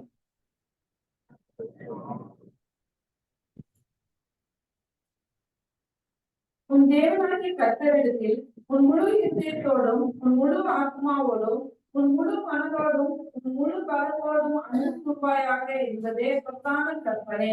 இதற்கு ஒப்பாயிருக்கிற 2ஆம் கற்பனை என்னவென்றால், உன்னிடத்தில் நீ அன்பு கூறுவது போல பிறனிடத்திலும் அன்பு கூறுவாயாக என்பதே. எது பிரதான கற்பனை? கற்பனையை ரெண்டா வகுத்தார், ரெண்டா பிரிச்சுட்டார், சுருக்கிட்டார் கர்த்தர் இயேசு இருப்பாங்க. அப்ப சபை பரிசுத்தவான்களுக்கு ஆயிரக்கணக்கான பிரமாணங்களா போக வேண்டாம். எளிமை ரெண்டா வருது. ஒண்ணு, முழு இருதயத்தோடும் முழு ஆத்மாவோடும் சிருஷ்டிகர் பெயர்ல காண்பிக்கக்கூடிய அன்பு முதல் தரமான அன்பு. இதற்கு ஒப்பா இருக்கிறதுன்னு தான் சொல்றாரு. ஆனா முதல் ஸ்தானத்துக்கு எது வந்துருது? தேவனிடத்தில் முழு இருதயங்கிற வார்த்தை ரொம்ப ரொம்ப முக்கியம். அன்புங்கிறது ரெண்டாவது. அந்த அன்புக்கு முன்னாடி முன்னுரிமை முழு இருதயத்தோடுதான். இந்த இருதயத்தை இன்னொருத்தரோட ஷேர் பண்ண முடியாது. தேவனுக்கு என்று நாம் கொடுக்கக்கூடிய முன்னுரிமை, அவருடைய உடன்படிக்கையை, அவரோடு செய்த உடன்படிக்கையை நமது வாழ்க்கையில நிறைவேற்றுவதில் இன்னொருத்தர் இணைஞ்சலாம் வந்துட்டாங்கிறது அந்த அன்பை ஷேர் பண்ணிக்கிற மாதிரி. தேவன் பேர்ல நம்ம வைக்கக்கூடிய அன்பை இன்னொரு மனுஷன் கூட நம்ம ஷேர் பண்ணிக்கிறதுக்கு அனுமதிக்கிற மாதிரி. அதனாலதான் சொல்றாரு, இப்ப சுயநலம் வாய்ந்ததா தேவன் வந்து மற்றவங்க எல்லாரிடத்துலயும் அன்பு கூறுறத ரெண்டாவதா வச்சுட்டு என் மேல நீங்க அன்பு வைங்க, தேவன் நம்மளை பார்த்து சுயநலமா கேட்கிற மாதிரி இருக்காரு. அப்படி இல்ல. மனுஷன் எப்படி நம்மளை விட தள்ளிடுறான் இல்லைங்களா? மனுஷனை நம்பினா அவனுடைய வீழ்ச்சியை தான் நம்ம சந்திப்போம். ஜாஸ்தி ஜெயிக்கிறவங்க கொஞ்சம் பேர் தான், ஆனா ஜாஸ்தி நம்மளை விட தள்ளுறவங்க தான் அதிகமா இருக்கிறாங்க. ஆனால் எப்போதுமே மாறாத தேவனை, பூரண சர்க்குணரா இருக்கக்கூடியவரை, உண்மை மாத்திரம் உள்ள தேவனை, பொய்யுரையாக தேவனை முழு இருதயத்தோட நேசிச்சிட்டோம்னா அவருக்கு இசைவாக, அவருக்கு பிரியமாக மற்ற எல்லா பேர்லையும் நம்ம என்ன பண்ணலாம்? அன்பு கூறும்போது அங்கு தடுமாற்றங்கள் ஏற்படும். தேவனுடைய மேற்பார்வையில இருந்து அவர் மீது அன்பு கூறும்போது அது எந்த நேரமும் நம்மளை சறுக்களுக்கு கொண்டு போகாது, வீழ்ச்சி பாதைக்கு நம்மளை கொண்டு போகாம மற்றவங்க மேல அன்பு கூறும்போது அது ரொம்ப நம்மளுடைய வாழ்க்கையில நன்மையான விளைவுகளை தான் கொண்டு வரும். மனிதர்களுக்கு இரண்டாம் இடம் கொடுக்குறோம் பாருங்க, அதை முதல் இடமா கொடுத்துட்டு தேவனுக்கு இரண்டாவது கொடுத்தோம்னா மனிதன் எப்படி தப்பான வழிகளை நம்மளை கொண்டு போயிடுவாங்க. அதனாலதான் சொல்றேன், தேவனாகிய கர்த்தரிடத்தில் முழு இருதயத்தோடும் முழு ஆத்மாவோடும் அன்பு வச்சுட்டு இப்ப நீ என்ன பண்ணுனா, நீ கண்ணில் காணக்கூடிய எல்லா உறவுகளையும், மனிதர்களையும், சகல சிருஷ்டிகளையும் நேசி.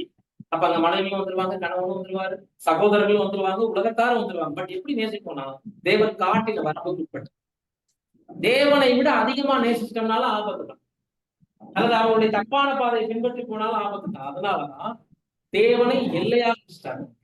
முழு இருதயத்தோட என் மீது அன்பு கூறினீங்கன்னா என்னுடைய பிரமாணங்கள் உங்களுக்கு ஜீவனுக்கு ஏதுவான பாதையில ப்ராப்பரா கைட் பண்ணும். நீங்க என்ன பண்ண மாட்டீங்க, இதுதான். அப்போ ஆதாம் ஏவாள் விஷயத்துல செய்த தவறுல கூட எந்த பிரமாணத்தை தான் இருக்கு? இப்ப கவனிச்சீங்களா?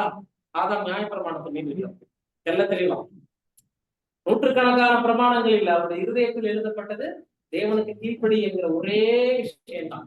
அதை மீறிட்டாரா? அப்ப யாருக்கு முதல் முன்னுரிமை அங்க கொடுத்தாருன்னா ஏவாளுக்கு கொடுத்ததுனால தேவனாகிய கர்த்தரிடத்துக்கு முழு இருதயத்தோடு அன்பு கூறுவாயாங்கிற பிரமாணம் அங்கேயே மீறப்பட்டதுதான். இஸ்ரேல் ஜனங்களுக்கு சீனாய் மலையில விவரிச்சு கொடுக்குறாரு பல கட்டளைகளாக. நீ இப்படி செய்யணும், அப்படி செய்யணும், தகப்பனை தாயை கணம் பண்ணுவாயாக, ஓய்வு நாளை ஆசரிப்பாயாக விவரிச்சது எல்லாமே ஆதாமுடைய உள்ளத்தில் எளிமையாக எழுதப்பட்ட விஷயங்களை பட்டியலிடுறாரு இங்க இஸ்ரேல் ஜனங்கள். அப்ப நியாயப்பிரமாணம் எங்கேயே மீறப்பட்டது. இதெல்லாம் ஆசரிப்பு கூடாரத்துல நிழலான புத்தகத்தில் பிரதான ஆசாரியுடைய மார்பதக்கம்ங்கிற ஒரு சாப்டர்ல தெளிவா பதில் பேசுறாரு. ஆதாமுடைய இருதயமே ஒரு எழுத்து பலகை, அதுல எழுதப்பட்டுச்சு, 2 வரிகள்ல எழுதப்பட்டுச்சு, அதை அவர் மீறிட்டாருன்னு ரொம்ப தெளிவா எழுதிருக்கு. அப்ப அந்த நியாயப்பிரமாணத்துல அவர் மீறுறதுக்கு அடித்தளமா இருந்தது உலக உறவு. அது இன்னைக்கு மனுக்குலத்துக்கே ஒரு மிகப்பெரிய வீழ்ச்சியை கொண்டு வந்த மாதிரி. உடன்படிக்கை வாழ்க்கையில தேவனை பார்க்கிற உங்களுடைய உலக உறவுகளை நாம நேசிக்கக்கூடிய குழந்தைகளா இருக்கட்டும், கணவனா இருக்கட்டும், வியாபாரமா இருக்கட்டும், தொழிலாக இருக்கட்டும், வேற எந்த உறவுகளா தேவனை பார்க்கிலும் ஒருபடி நான் உங்களை அதிகம் நேசிக்கிறேன் அப்படின்னா அவங்க செட்டாலும் அது உலகம், அது தேவையில்லை. இன்னொருத்தருடைய மரணம் தப்பான பாதையில போச்சுன்னா அதை நம்ம ஃபாலோ பண்ண வேண்டிய அவசியம். தேவனுடைய பிரமாணங்கள்ல முக்கியமாக முழு இருதயத்தோடு நம்ம தேவனிடத்துல அனுப்பி வச்சிட்டோம்னா வாழ்க்கை துணைங்கிறத இங்க உதாரணமா சொல்றாரு. யார் வீழ்ந்து போனாலும் அந்த வீழ்ச்சியை நம்ம பார்க்க மாட்டோம், பின்தொடர மாட்டோம் அப்படிங்கிறதுதான் நம்ம கருத்தில் எடுத்துக்கொள்ளக்கூடிய விஷயம். இப்ப மறுபடியும் நீங்க விட்ட இடத்துல இருந்து வாசிக்க ஆரம்பிக்கலாம். அந்த 16வது பக்கம். சகோதரர்களே, ஒருவன் தேவனுக்கு உண்மையற்று போவானால் நாம் தேவனுக்கு உண்மையோடு நிற்பதன் வாயிலாக அச்சகோதரனுக்கு நாம் உதவி செய்யலாம். ஒருவேளை நீங்களும் உண்மையற்று காணப்படுவீர்களானால் இது அச்சகோதரனை இன்னும் கீழ்நிலைக்கு இழுத்து சென்றுவிடும். நாம் அனைவருமே ஒருவருக்கொருவர் முன்மாதிரிகளாக காணப்படுகின்றோம். நாம் அனைவருமே இந்த இடுக்கமான வழியில் ஒருவருக்கொருவர் ஒத்தாசை பண்ணுகிறவர்களாக காணப்படலாம். இப்படி மற்றவர்களிடம் வெளிப்பட்ட உண்மையை பார்த்து அனைவரும் உற்சாகம் அடைந்து சோர்வில் இருந்து வெளிவந்திருக்கின்றனர். இந்த காரியத்தினை நம் நினைவுகளில் நாம் வைத்துக் கொள்ள வேண்டும். ஒரு விதத்தில் நாம் நம்முடைய சகோதரர்களின் காவலாளிகளாக இருக்கின்றோம்.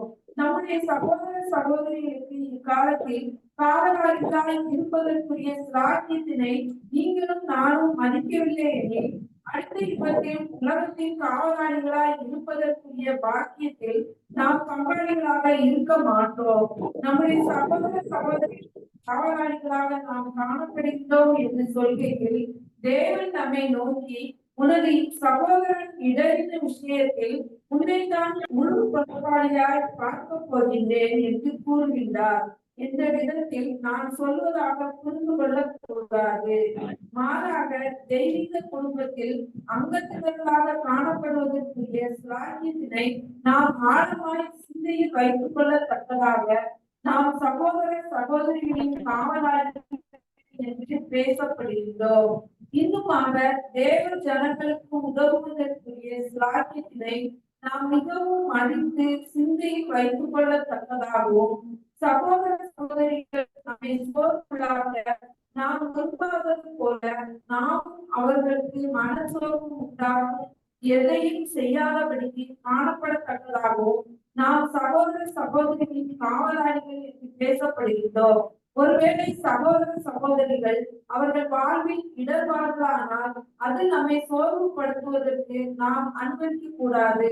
நாமும் சோர்வடைவோம் ஆனால் அது அவர்களை இன்னும் பின்னுக்கு இழுத்து சென்று விடும். இதை மனதில் வைத்துக் கொண்டு எந்த ஒரு சகோதரன் அல்லது சகோதரிக்கு மனச்சோர்வை உண்டாகும் அல்லது அவர்களை பின்னுக்கு இழுத்து செல்லும் அல்லது அவர்களை இடர பண்ணும் எதையும் எந்த சூழ்நிலையிலும் செய்யாதபடிக்கு நாம் நாட வேண்டும்.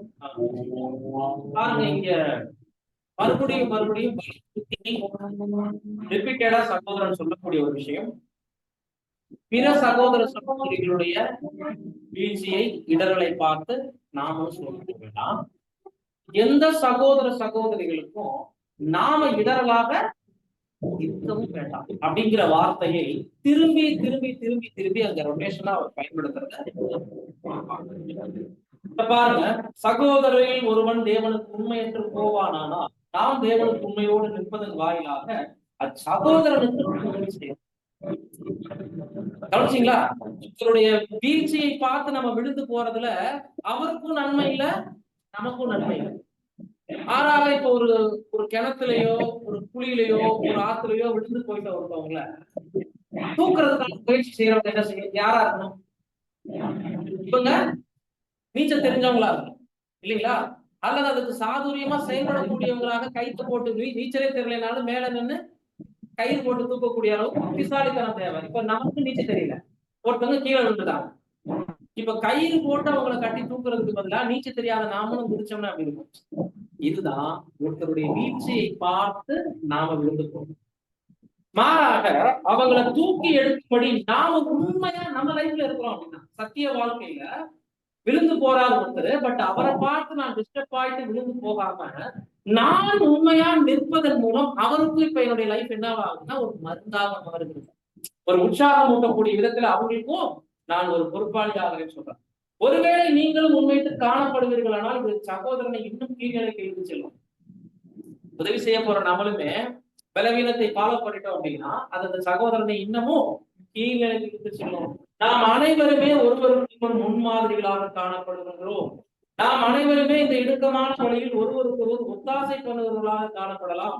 இப்படி மற்றவர்களிடம் வெளிப்பட்ட உண்மையை பார்த்து அநேகர் உற்சாகம் அடைந்து சோர்வில் இருந்து வெளியே வந்து உண்மைதான். எல்லாம் யோசிச்சு பாருங்க, நம்ம லைஃப்ல இடர்ல மட்டுமே பார்த்துட்டு இருக்கிறோமா? ஆனா இல்ல, இப்படியே இருக்க முடியுமா? பட் நான் இவ்வளவு இப்படி இருக்கிறேனே, இவங்களெல்லாம் பார்த்து நான் வந்துட்டு ஆறுதல் அடையலாமே அப்படிங்கிற நபர்களே சந்திச்சிருக்குமா? சத்தியத்திலேயே நம்மளை விட ரொம்ப திறமை தாளங்கள் குறைவான, உடல்நிலையில மிகவும் பலவீனமான, சத்தியத்தை படிக்க வாசிக்கவே முடியாத நிலைமையில இப்படி பலவீனமானவங்களை எல்லாம் பார்க்கும்போது நம்ம மனநிலை அதை பார்த்து என்ன, ஓ இவங்க எல்லாம் இருக்கிறாங்க போது நான் தேவனிடத்துல எவ்வளவு ஆசீர்வாதத்தை வாங்கியிருக்கிறேன் அப்படிங்கிறது எனக்கு என்ன ஆகும். இப்படிதான் பாசிட்டிவான ஒரு முன்மாதிரி மற்றவங்கள்ட்ட இருந்து எடுத்துக்கணுமே தவிர வீழ்ச்சியான விஷயங்களை பார்த்து விழுந்து போகும்படி என்ன பண்ணக்கூடாது, நம்ம கடந்து போகக்கூடாது. நாம் அனைவருமே இந்த இடுக்கமான வழியில் ஒருவருக்கொரு ஒத்தாசை பண்ணுவவர்களாக காணப்படலாம். இப்படி மற்றவர்களிடம் வெளிப்பட்ட உண்மையை பார்த்து அநேகர் உற்சாகம் அடைந்து சோர்விலிருந்து வெளியே வந்திருக்கின்றனர். இந்த காரியத்தினை நாம் நினைவுகளில் நாம் வைத்துக் கொள்ள வேண்டும். ஒரு விதத்தில் நாம் சகோதரர்களின் காவலாளிகளாக இருக்கிறோம். இந்த வார்த்தை எங்க, ஒரு விதத்தில் நாம் நம்முடைய சகோதரர்களின் காவலாளிகளாக. யார் கேட்டாங்க சகோதரன் எங்க படிங்க, அது கூட 4ஆம் அதிகாரம் 9ஆம் வசனம், ஆதியாகமம் 4:9. கர்த்தர் காயினை நோக்கி, உன் சகோதரனாகிய ஆபேல் எங்கே என்றார். அதற்கு அவன், நான் அறியேன், என் சகோதரனுக்கு நான் காவலாளியோ என்றான். இங்க காவலாளிகள்னு பேசிட்டு இருக்காரு சகோதரன். நம்ம சகோதரர்களுக்கெல்லாம் நாம யாரும் காவலாளி. அங்க அவர் என்ன கேட்கிறாரு தேவனை பார்த்து, என் சகோதரனுக்கு நானு எப்படி கேட்டிருக்காரு பாரு. அப்பவே என்ன மாதிரி வார்த்தை பாருங்க. அது தேவனிடம் என் சகோதரனை பத்தி என்கிட்ட ஏன் கேக்குறீங்க, நானா அவருக்கு காவலாளியோ. அதை இந்த இடத்துல நம்ம ஞாபகப்படுத்திக்கணும். இங்க தேவன் நமக்கு சொல்றாரு, ஒரு விதத்தில் நாம நம்ம சகோதரர்களுக்கு காவலாளிகள். எப்படி காவலாளிகளா இருக்கிறோம்? நம்முடைய சகோதர சகோதரிகளுக்கு இக்காலத்தில் காவலாளிகளா இருப்பதற்குரிய சாக்கியங்களை நீங்களும் நானும் பெற்றிருக்கிறோம். நீங்களும் நானும் மதிக்கவில்லை. அடுத்த யுகத்தில் உலகத்தின் காவலாளிகளா இருப்பதற்குரிய பாக்கியத்தில் நாம் பங்காளிகளா இருக்கணும். இப்ப ஒரு விதத்துல இன்னொருத்தரை இடறி விழ நம்ம காரணமா இருக்கிறது வாய்ப்பு இருக்கு. ஒருத்தர் தூக்கி விடுறதுக்கும் நம்ம காரணமா இருக்கு. 2 கோணத்திலையும் பார்க்கணும். வீழ்ச்சியை பார்த்து நாம விழுந்து போயிடக்கூடாது. நாம சத்தியத்துல தெளிவா நின்று மற்றவங்களை தூக்கி எடுக்கணும் போது இது ஒரு விதத்துல நம்ம காவலாளியா பார்க்கணும். இந்த காவல் காக்கணுங்கிற ஊழியம் எங்க உதவுது நமக்கு? ராஜ்யத்துல எல்லாரும் பலவீனமா உயிரோட வருவாங்க, இருக்கிறது. இப்போ பிறருடைய பலவீனங்களோட டிராவல் பண்ணும்படி தேவன் நம்மளை ஏன் சொல்றாரு? இன்னொரு சகோதரனை பார்த்து நீ விழுந்து போங்கிறதுக்காக. அவங்க விழுந்தாலும் நீ இல்லை. உன்னுடைய பலத்தை பார்த்து, உன்னுடைய உற்சாகத்தை பார்த்து, விசுவாசத்தை பார்த்து அவன் பின்னாடி ஏறி வருவான். அதுக்கு நீ பக்கபலமான இல்லை. ஒருத்தருடைய சோர்வு இன்னொருத்தரை தொடர்ந்து சோர்வுக்குள்ளாக்குறதுக்காக இல்லை. நாம எப்படி ஸ்ட்ராங்கா இருக்கிறோம் தேவன் பேர்ல பட்டுதா மற்றவங்க பார்த்து அந்த சாதிப்பட்டவனை விடுவிக்கிறார்கள். இதை செஞ்சுட்டோம்னா என்ன சொல்றாருன்னா, அடுத்த யுகத்தில் உலகத்தின் காவலாளிகளா இருப்பதற்குரிய பாக்கியத்தில் நாம் பங்காளிகளா நம்முடைய சகோதர சகோதரிகள் காவலாளிகளாக நாம் காணப்படுகின்றோம் என்று சொல்கையில் தேவன் நம்மை நோக்கி சகோதரன் இடரின விஷயத்தில் உன்னைத்தான் முழு பொறுப்பாளியாக பார்க்க போகின்றேன் என்று கூறுகின்றார் என்ற விதத்தில் நான் சொல்வதாக புரிந்து கொள்ளக்கூடாது. மாறாக தெய்வீக குடும்பத்தில் அங்கத்தினர்களாக காணப்படக்கூடிய சாக்கியத்தினை நாம் ஆழமாக சிந்தையில் வைத்துக் கொள்ளத்தக்கதாக நாம் சகோதர சகோதரிகள் காவலாளிகள் என்று பேசப்படுகிறோம். என்ன சொல்ல வர்றாருன்னா, இப்போ காயின் கேட்டு அதனுடைய நோக்கம் முழு பொறுப்பாளியா ஆக்குறீங்களா? நான் என்ன சகோதரனுக்கு காவலாளியா ஒண்ணு போட்டு கேட்கிறேன். ஜீவன் போயிருச்சு, அதை சொல்லாம என்ன பண்றாரு, நான் என்ன காவலாளியா? அந்த மாதிரி புரிஞ்சுக்க வேண்டாம். ஒரு சகோதரனுடைய ஜீவனுக்கும் மரணத்திற்கோ நமக்கு தேவன் முழு கணக்கு கேட்பாரு. அப்படிதான் இல்லை. கவனிச்சிங்களா? இப்ப என்ன பார்த்து ஒரு சகோதரன் விழுந்து போயிட்டாருன்னா அப்ப அவருக்குன்னு புத்தி இல்லையா நம்ம கேட்போம் இல்லைங்களா? அல்ல அவரை பார்த்து நான் விழுந்து போயிட்டேன்னா தேவன் கேட்பாரு, உனக்கு புத்தி இல்லையா அப்படின்னு நம்ம கிட்ட கேட்பாரு. தேவனே இப்ப ஆதாம் சொன்ன சாக்கு போக நான் தேவனுக்கு சொல்ல முடியாது. தாயின் மாதிரி என் சகோதரனுக்கு முழு காவலாளியாலும் கேட்க முடியாது நம்ம. அதே நேரத்துல முழு காவலாளியும் நம்ம இல்லை. அப்ப என்ன சொல்ல வராது? இது ஒரு அன்பு நிமித்தமான ஊழியம். அப்படி பாரு, ஒரு சகோதரன் ரட்சிப்பே இல்லாம இழந்து போய் 2ஆம் மரணத்துக்கே உதாரணத்துக்கு வீழ்ச்சினா 2ஆம் மரணத்துக்கு இதுக்கு தேவன் நம்மகிட்ட கணக்கு கேட்பார். சகோதரன் இந்த ஒரு பரம அழைப்பின் காலகட்டத்துல தன்னுடைய அழைப்பை முடியாமல் பாவத்துல திருப்பி மறுபடியும் 2ஆம் வருடத்துக்கு போறாருன்னா பக்கத்திலேயே அவர்கள் நெருங்கி ஒரு சமுத்திரம் டிராவல் பண்ணி அவருக்கு குடும்பமான அளவுக்கு அவர் சொல்லி பார்க்கறது அவர் கேட்கல. ஒரு லிமிட்டுக்கு மேல அவரை விட்டுறாரு. இப்ப தேவன் கர்த்தர் இயேசு தனிப்பட்ட நபரை கொடுத்து இறந்து போன இந்த மனிதனுக்கு உன்னைதான காவலாளி அவசியம் நீங்க பாருங்க வேண்டாம் சொல்றாங்க. ஒரு விதத்தில் சகோதர விஷயம் காவலாளி தான். என்ன மாதிரியான காவலாளி அப்படின்னா இந்த காலத்துல சில ஸ்லாக்கியங்கள்ல அவங்க பங்கடையிறதுக்கு சத்தியத்தை புரிய வைக்கலாம், உதவிகள் செய்யலாம், இந்த பாதையை இந்த அழைப்பையும் தெரிந்து கொள்வதையும் உறுதியாக்குவதற்கு வார்த்தைகளே அவங்க இடத்துல நம்ம பேசலாம், தூக்கி எடுக்கக்கூடிய வேலைகள் செய்யலாம். ஆனால் வியாதியஸ்தன் குணப்படாமல் மருந்தை எடுக்க நான் மாட்டேன்னு சொல்றதுக்கு ஒருபோதும் மருத்துவரை நம்ம என்ன பண்ண முடியாது, முறை சொல்ல முடியாது. ஒருத்தர் இடறி முற்றிலும் ஜீவனே இழந்து போறதுக்கு உங்களையே என்னையோ தேவன் என்ன பண்ண மாட்டாரு, காவலாளியாக வைக்க மாட்டாரு. ஆனால் என்ன சொல்றாரு, நாம மாறாக தெய்வீக குடும்பத்தில் அங்கத்தினர்களாக காணப்படுவதற்குரிய ஸ்லாக்கியத்தினை நாம் ஆழமாய் சிந்தையில் வைத்துக் கொள்ளத்தக்கதாக நாம் சகோதர சகோதரின் காவலாளிகள் என்று பேசப்படுகிறோம். தெய்வீக குடும்பத்தில் அங்கத்தினர்கள் ஆகிறதுக்கே முக்கியமான தகுதி என்ன, ஒருவர் பேரை இது ஒரு குடும்பம் இல்லையா? அந்த வீடு சத்தியத்திற்கு தூணும் ஆதாரமா இருக்குன்னா ஒரு குடும்பத்துல ஒரு தாய் தகப்பன் 4-5 குழந்தைகள் பெரிய ஃபேமிலியா இருக்கும்போது ஒருத்தர் வியாதிப்பட்டாலோ ஒருத்தருக்கு பொருளாதார நெருக்கடி ஏற்பட்டாலோ அல்லது ஏதாவது ஒரு குறைகள் காணப்பட்டாலும் அந்த குடும்பமா சேர்ந்துதான் பிரயாசப்படுறாங்களே தவிர யாரோ யாருக்கோ அப்படி கண்டுக்காம விட்டு போறது அந்த ஒரு ஃபேமிலி மாதிரி இருக்கணும். ஆவிக்குரிய ஒரு ஒருத்தருக்கு ஒருத்தர் ஒரு விதத்துல இடரல் ஏற்படுத்தினாலும் அது மற்றவங்களுக்கு இடரலாம், உற்சாகம் ஊட்டினாலும் அது மற்றவங்களுக்கு முன்மாதிரி. இந்த விதத்துல நம்ம ஒரு வாட்ச்மேனா நம்மளை கவனிக்கும் போது வெற்றியோ தோல்வியோ ஈஸியா இன்னொருத்தரை பாதிக்குது இல்லைங்களா? அந்த விதத்துல காவலாளிகளா இருக்கிறதுனால முழு ரட்சிப்புக்கு நீங்க உத்தரவாதி நினைச்சு தேவன் நம்ம மேல இந்த பாரத்தை சுமத்துறது இல்லை. ஆனாலும் இது தெய்வீக ஒழுங்கு என்பதை புரிந்து கொண்டு அந்த அண்டர்ஸ்டாண்டிங்ல ஒருத்தருக்கு ஒருத்தர் நீங்க என்ன பண்ணுங்க, இடரல் ஏற்படுத்தாதீங்க அப்படி சொல்லுவாங்க.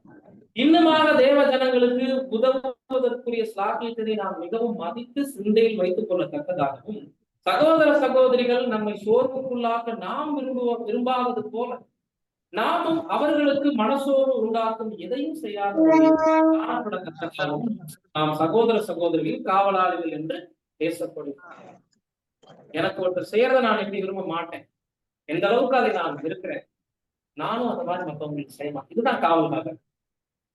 ரட்சிப்பின் வாசல்ல நின்று ஒருத்தருக்கு ரட்சிப்புக்கு உதவுவதுதான் காவல்காக. அவ்வளவுதான் எளிமையா சொன்னா. காவலாளினா என்னங்க, இப்போ ரட்சிப்பின் வாசல்ல நின்று கூடுமான வரைக்கும் ஒரு சகோதரனுக்கோ சகோதரிக்கோ நல்ல பாதையை காண்பிக்கணும்.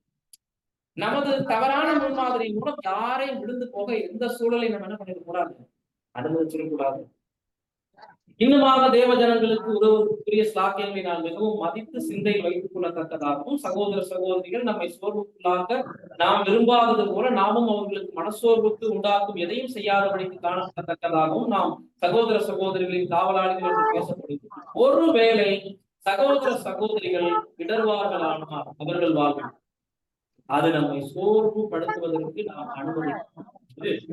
நாமும் சோர்வடைவோமானால் அது அவர்களை இன்னும் பின்னுக்கு இழுத்துச் சென்றுவிடும். இதை மனதில் வைத்துக் கொண்டு எந்த ஒரு சகோதரன் அல்லது சகோதரிக்கு மனசோர்வை உண்டாக்கும் அல்லது அவர்களை பின்னுக்கு இழுத்துச் செல்லும் அல்லது அவர்களை இடர பண்ணும் எதையும் எந்த சூழ்நிலையும் செய்யாதபடிக்கு நாட வேண்டும். கலாத்தியர் 6ஆம் அதிகாரம் வசனம் 1 கூட வாசிப்போம் இதற்கு இசைவாக.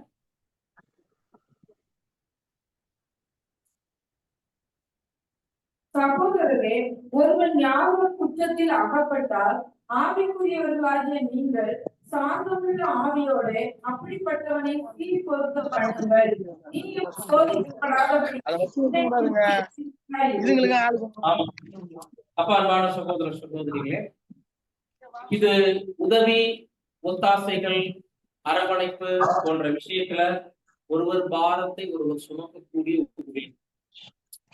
மாறாக எந்த ஆவி அதை இன்னைக்கு நம்ம கிட்ட அபகரித்து நம்மளை மாற்றுப்பாதையில யோசிக்க வச்சிருந்தா சுயநலம், தன்னைத்தானே அதிகமாக யோசிப்பது, பிறருடைய நன்மையை நம்ம யோசிக்க தவறுவது போன்ற விஷயங்கள் எல்லாம் இன்னைக்கு பாத்தீங்க அப்படின்னா பிறரை வீழ்ச்சி பாதைக்கு எடுத்து செல்லக்கூடிய ஒரு விஷயம். இப்ப நம்மளுடைய நன்மை எந்த அளவுக்கு பிறருக்கு முன்மாதிரியாக இருக்கோ, நம்மளுடைய தீமையும் அதே மாதிரி எளிமையாக பிறரை சோர்வுக்கு உட்படுத்தக்கூடிய விஷயமாக இருக்குங்கிறத நம்ம என்ன பண்ணிக்க கூடாது, போதும் மறந்துடும். எனவே கூடுமான வரைக்கும் ஒருவர் பாரத்தை பிறருடைய லட்சியத்துக்கு உதவி செய்யக்கூடிய விதத்துலதான் தேவனுடைய சபைக்கும் இது எந்த வசன பகுதி? 1 கொரிந்தியர் 10:32. இதுல என்ன ஒரு கம்பேரிசன் கொடுத்து பத்தி சொல்றாரு, பவுல் செய்யாதத ஒண்ணு சொல்லல. மறுபடியும் வாசனம். நான் என் சுய பிரயோஜனத்தை தேடாமல், சோர்வு சுயநலத்தால் வருவது, சுய பரிதாபத்தால் வருவது. முதலில் கேட் போடுறாரு, நான் என் சுய பிரயோஜனத்தை தேடுறதே இல்லை, தேடாமல் அநேகருடைய பிரயோஜனத்தை தேடி எல்லாருக்கும் நன்மையானதை மட்டுமே யோசிக்க கத்துக்கிட்டோம் அப்படின்னா அவர்கள் ரட்சிக்கப்படும்படிக்கு எவ்விதத்திலும் எல்லாருக்கும் பிரியமாய் நடக்கிறது. இதுதான் காவல் காப்பு. சகோதரருடைய ரட்சிப்புக்கு காவலாளினா அவங்க இடராதபடிக்கு எல்லா விதத்திலும் நான் பிரயோஜனமா நடக்கிறேன். இது என் மேல விழுந்த பொறுப்புங்கிறத உணர்ந்து பேசுறாரு.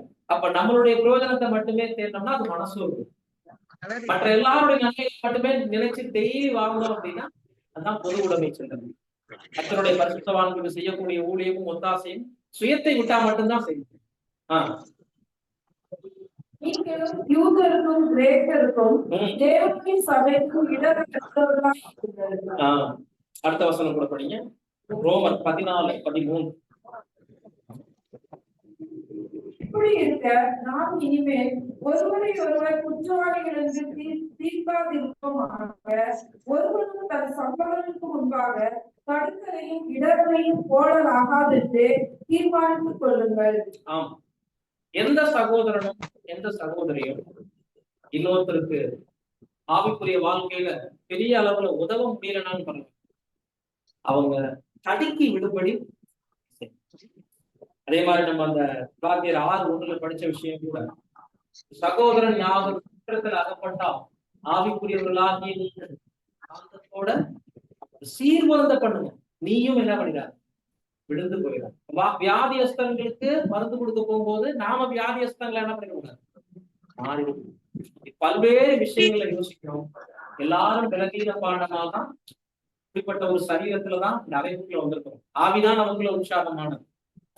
எனவே ஒருவருடைய வெற்றியும் இன்னொருத்தரை பாதிக்கும், ஒருத்தருடைய தோல்வியும் இன்னொருத்தரை பாதிக்கும் போது எந்த செயல் இன்னொருத்தருக்கு ஊக்கம் கொடுக்கும், இன்னொருத்தருடைய ரட்சிப்புக்கு உதவும் அப்படிங்கறத நாம யோசிக்கும் போது எளிமையாக மற்றவங்களால நாம சோர்ந்து போக, நம்மளால மற்றவங்க சோர்ந்து போகும்படி ஒரு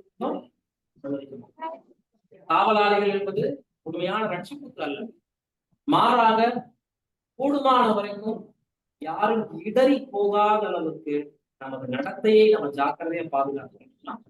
இன்னொருத்தருக்கு எனக்கான முன்மாதிரியை இன்னொருத்தருக்கு நான் எதிர்பார்க்கிறேன் அப்படின்னா நான் எத்தனை பேருக்கு முன்மாதிரியா இருக்கேன்? அப்போ இந்த 2ஆம் வகை சோர்வுல அன்பான சகோதர சகோதரிகளே, மனிதர்களால் நமக்கு ஏற்படுவதை பத்தி நம்ம பார்க்கிறோம். மனுஷர்கள் நமக்கு மற்றவர்கள் செய்தவைகள் செய்ய தவறியவைகள்ல நன்மையும் இருக்கும் தீமையும் இருக்கும். தீமையை அதிகம் பார்த்து மனசோர்வு அடையக்கூடாது. அதே மாதிரி நம்ம கிட்டையும் தீமை இருக்கும், மற்றவங்களால பாதிப்பு ஏற்படுற அளவுக்கு அந்த தீமையை மேக்சிமம் கண்டறிஞ்சு ரட்சிப்புக்கு ஏதுவான நன்மைக்கு ஏதுவான விஷயங்களை மாத்திரமே நமக்கு இருந்து மற்றவங்களுக்கு கடந்து போவதற்கு நம்ம பிரயாசம். இன்னும் இது அடுத்த முறையும் தொடரும். நாம் அடுத்த முறை தியானிக்கும் வரைக்கும் பார்க்கும் வரைக்கும் தேவன் தாமே வசனங்களை பொறுமையோடு கேட்ட உங்கள் யாவரையும் ஆசீர்வதித்து திருப்பி செய்வாராக. ஆமென்.